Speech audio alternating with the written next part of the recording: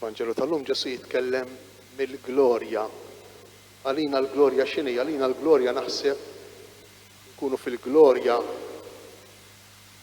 meta pereżempju ikollna ħafna flus, nkunu fil-glorja għalina mhux hekk. Nkunu fil-glorja meta jkollna nakkwistaw ħafna proprjetà. Nkunu fil-glorja meta l-oħrajn jirrispettawna, nkunu popolari. Nkunu fil-glorja meta nkunu fiċ-ċentru tal-attenzjoni. Mhux hekk din hija l-glorja tagħna bħala bnedmin. Ġesu jurina tip ta' glorja differenti għal kollox, għal kollox, għal kollox, għal kollox. Il-Vanġeli jgħidilna wara li ħareġ Ġuda qegħdin fl-aħħar ikla u Ġesu dal-waqt se jaffaċċja il-mumenti jibsa tad-tbatija. Isawtuh, jagħmel dak il-lejl fil-ħabs ta' Kajfa, imbagħad imur għand Pilatu, se jaffaċċja d-tbatija u l-mewt fuq is-salib. U wara li joħroġ Ġuda, u Ġuda ma ħareġx biex imur jiddefendih, Ġuda ħareġ biex imur jiftiem mal-bija tas-soldati ħalli ikun jistgħu jaqbduh. Il-Vanġelu jgħidilna wara li ħareġ Ġuda Ġesu qal bin il-bniedem hu glorifikat issa. Il-glorja tiegħu jiġifieri differenti ħafna minn tagħna. X'inhi l-glorja tiegħu? Il-glorja ta' Ġesu hi meta iħobb. Meta jasal fl-estremità tal-imħabba. Għaliex għax hu kien jaf li l-passjoni, il-mewt, it-tbatija se sservi biex juri lil bniedem kemm iħobbu. Kemm Ġesu iħobb tassew lil bniedem. U Ġesu jkompli u hekk huwa Alla l-glorja jeħodha, Alla jkun fl-aqwa tiegħu, għax hekk tfisser il-glorja tkun fl-aqwa tiegħek, Alla jkun fl-aqwa tiegħu meta Ġesu li huwa liben jagħti lilu nnifsu. Meta iħobb tassew. U għalhekk imbagħad idur fuq id-dixxipli jgħidilhom nagħtikom kmandament ġdid li tħobbu lil xulxejn u jkompli kif ħabbejtkom jien hekk ħobb din il-glorja tagħna, din il-glorja tagħna. Kollox jgħaddi, il-fluss jgħaddu, il-proprjetà tgħaddi, il-popolarità tgħaddi. Jibqa' ħaġa waħda biss. Il-memorja tal-imħabba dik biss jibqa' u dik tagħtina l-ħajja. Aħna nkunu kuntenti jew mdejqejn skont kemm hawnhekk ġol galletta ta' rasna ikollna memorja ta' mħabba. Kemm ħabbejna u kemm ħassejna l-imħabba. Ta' minn meta nkunu żgħar aħna hekk nikbru ibbilanċjati u ekwilibrati u meta ma jkunx hemm din l-imħabba noqomsu u kultant noqomsu bl-ikraħ. Kultant inħossuna ħażin ħafna. Ħafna mid-diffikultajiet anki ta' disturbi mentali, ta' mart mentali jkunu ġejjin propju minn nuqqas ta' esperjenza ibbilanċjata ekwilibrata ta' mħabba. Mogħtija u riċevuta. Mogħtija u riċevuta. Kultant ma nafux kif jiġru l-affarijiet, imma dik tkun nuqqas ta' mħabba. U dan kollu ngħixuh fil-quddiesa, ngħixuh fl-Ewkaristija. Il-quddiesa tinej Ġesu jerġa' jgħidilna hu kul dan ġismi, hu wixrob dan demmi. Fit-tifsira li qiegħda ssir kull nhar ta' ħadd tal-quddiesa wasalna f'dak il-mument meta wara l-offertorju is-saċerdot jagħmel talba, jgħid nitolbu, jagħmel talba, imbagħad jgħidilna ilmu lejn magħkom, nerfgħu qlubna l fuq.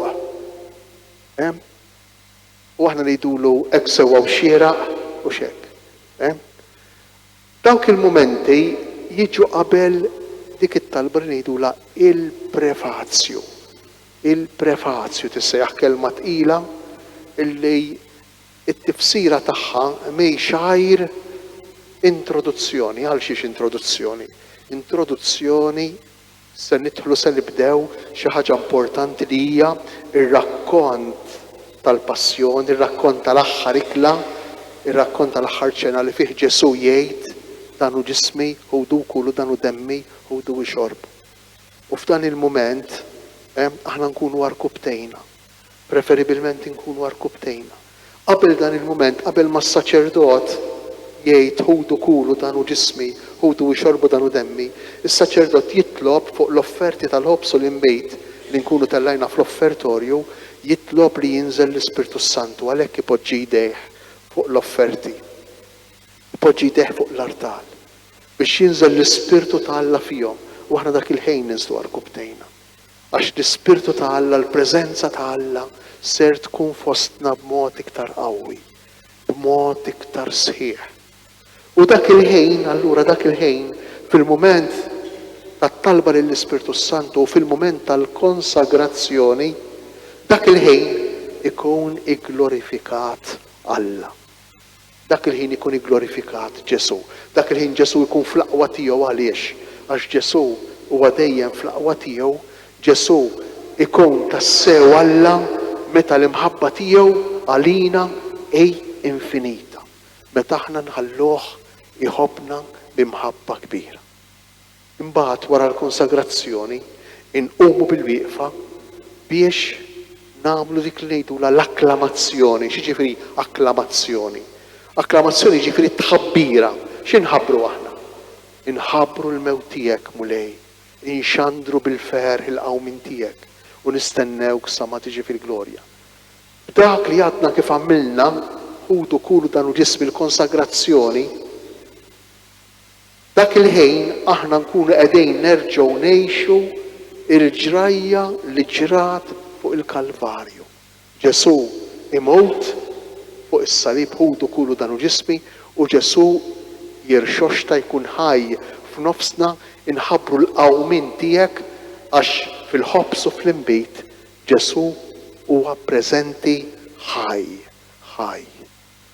Kemm sabiħa l-qudiesa u kieku m'hemmx il-parroċċa, kieku m'hemmx il-qudiesa.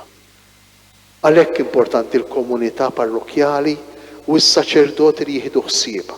Matul din il-ġimgħa jien kelli ċans inżur ir-realtajiet kollha ta' din il-komunità tal-parroċċa tagħkom jew jekk mhux kollha il-parti l-kbira minnu.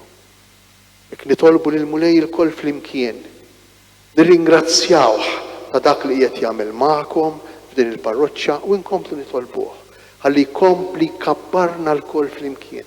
Lilna saċerdoti, lilkom lajċi, is-saċerdoti aħna u nippruvaw naqdukom, lilkom il-lajċi ħafna minnkom fil-volontarjat li tagħmlu, fid-diversi gruppi, fid-diversi organi tal-parroċċa. Kemm nitilqu minn hawn ġew min jieħu ħsieb hawnhekk il-Knisja, min qassam il-bulettejn, min jieħu ħsieb il-foqra, min jieħu ħsieb dawk kollha li għandhom bżonn il-Karitas tal-parroċċa, il-gruppi, il-Liġin, l-Azzjoni Kattolika, il-grupp tal-familji, il-grupp tal-arajjes, il-grupp tal-adolescenti, il-katekismu, l-katekisti kollha, flimkien ma' gruppi oħrajn li jiena żort, komunikazzjoni, ir-radio, dawk jieħdu ħsieb ikantaw, janimaw. Il-gruppi l-oħrajn kollha tal-parroċċa inroddu ħajr lil Alla lihom imma mhux biss. Itolbuh biex ikompli lilna kollha kemm aħna imexxina dejjem iktar lejh. Dejjem iridu nitalmu, dejjem iridu nikbru, dejjem hemm fejn tikber, hemm fejn titgħallem, dejjem hemm fejn timxi l quddiem. Il-mulej jagħtina l-grazzja li nkunu umli biżżejjed kollha kemm aħna biex inroddulu ħajr u nirringrazzjawh ta' dak kollu li jagħmel magħna li huma ħafna d-doni li jagħtikom, id-doni li jagħtina. U li tolbuh biex ikompli jgħinna għall-futur.